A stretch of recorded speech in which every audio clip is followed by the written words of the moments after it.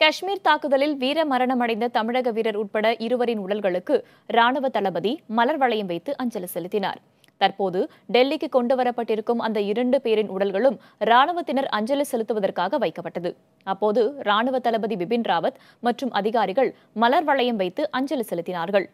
ராணுவ வீரர்களுக்கு பணியே மதம் என்றும் நாட்டிற்கு இன்னுயிர் நீத்த அந்த இருவரின் தியாகத்திற்கு தலை வணங்குவதாகவும் பிபின் ராவத் கூறினார். முன்னதாக காஷ்மீரில் நேற்று பயங்கரவாதிகள் நடத்திய தாக்குதலில் ராணுவ வீரர்கள் தீபக் மைதி, மணிவண்ணன் ஆகிய 2 பேரும் உயிரிழந்தனர். இவர்களில் மணிவண்ணன் திருவண்ணாமலை மாவட்டம் போரூர் அருகே இருக்கும் தேப்பனந்தல் கிராமத்தைச் சேர்ந்தவராவார்.